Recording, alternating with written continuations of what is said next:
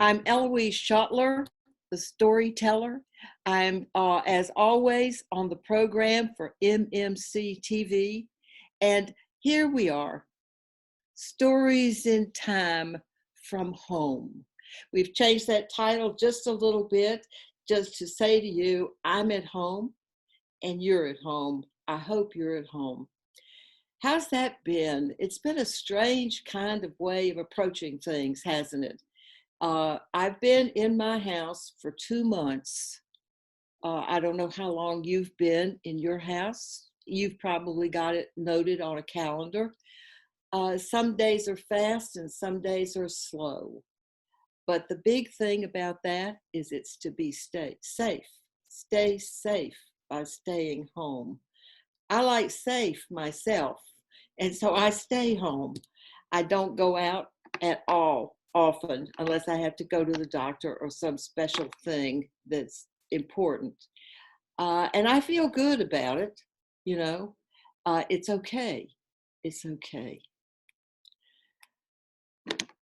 I was wondering when we started these news stories, there's stories involved in them, but we're going to be asking people like you, like any of you, for your stories. We want to know, how are people feeling in their homes when they're trying to stay safe as they should, you know.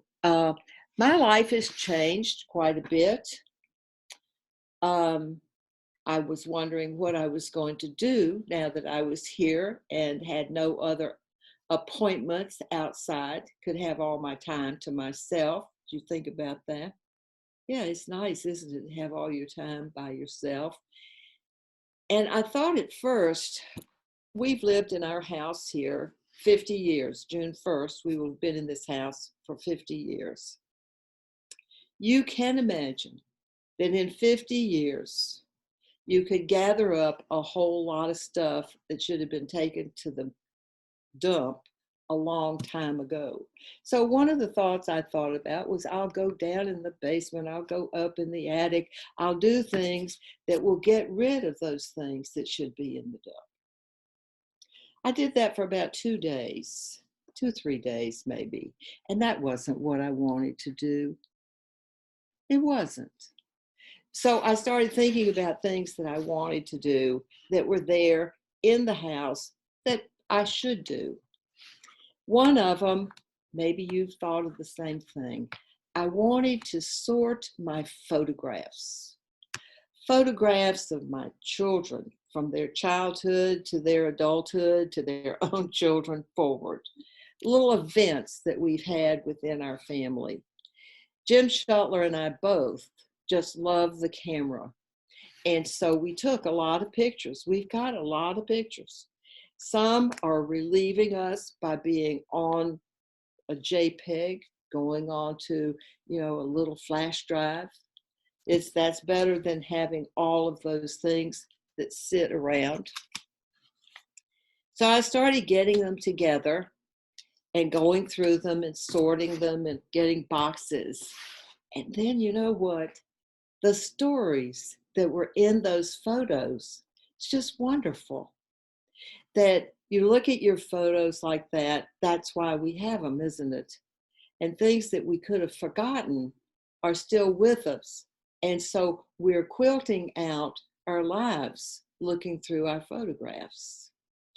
There's one, I guess it was last week, I was sorting again, and I was picking up pictures. I had sorted out pictures from my father's family, and my grandmother. I picked up a picture of my grandmother. She was sitting out in the side yard. It was a sunny day. It was afternoon. You could tell that the sun was changing some. And she was sitting very comfortably in a yard chair. There was a little white dog sitting right at her feet. Her hair was white. I couldn't tell how well dressed she was, although she liked to be dressed well. But she looked so comfortable because she was smoking her afternoon cigarette. that just would not go over today. But in 1950, when this picture was taken, she was okay on it. People weren't rejecting her, shall we say, or criticizing, because I did when I had to quit smoking. I mean, it was really hard. So I kept looking at Nanny's picture, and memories flowed through my head of times I had been with her. When I was about 15 years old, she called me one afternoon. I was surprised because she didn't ordinarily call me.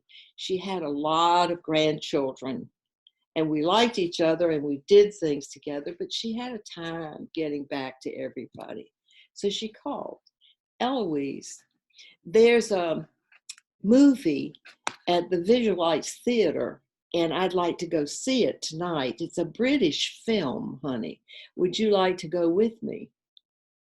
A British film. Nanny, I've never seen a British film. Well, come on and go. I think you'll like it. It's supposed to be very funny. So I got myself together and I arrived at her front door on time. I walked in and she was sitting in a chair comfortably. She had a book on her lap and she was dressed to go out. And when she stood up, she was tall. She was very tall and thin, and she was wearing one of her favorite outfits. It was sort of her just special signature outfit that she liked. She had on a gray light wool pants, sleek looking, lovely. She had on a gray knitted sweater. She had beads. She was wearing triple beads. They were pearls. I think they were probably artificial pearls, but they wrapped around her neck and then she twisted them and pulled them into a large knot so that she had an object in the middle. She picked up her big pocketbook and we went outside. She said, I've got a surprise for you. I know you haven't seen this. I thought I'd give you a ride. And I said, what? What? And she pointed, and there at the edge of the porch, right in the driveway, was a new car. I'd never seen this car. It was sort of a mid-tone green. It was a Studebaker, a 1950 Studebaker. And at the front, it didn't just smooth out. It had been sort of shaped, and it looked like a bullet. I said, Nanny, it's a Studebaker. I bought it because I liked it. And she got in on her side. I got in on my side. She pointed to the various things on the front of the dashboard. The radio is wonderful, Ellouise. It has such good noise. You can sit in here and listen to the music and hear what they have. And if you have to, you can listen to the news. And then she said, and I'm sure that you don't know this, probably, but I'll tell you. Well, what? I named my car. This is my new car, and I named it. You named the car? Why would you name the car, Nanny? Because it just seemed a right thing to do, to name my car. Well, what? What did you name the car? Mrs. Buff Orpington. Again? What? Mrs. Buff Orpington. That's the name that I picked for her because it sounds British. And I love British, anything British. I just love it. You know, your aunts just make fun of me. Their mother, they make fun of me. They say that I'm an Anglophile because I like British food. I read British novels, magazines, anything. It just feels right to me. Mrs. Buff Orpington. You can call her that yourself if you wish to. Go ahead and do it whenever you want. You're kidding. No, I'm not. I'm not teasing at all. Not at all. And we drove over to the movie. It was a British film.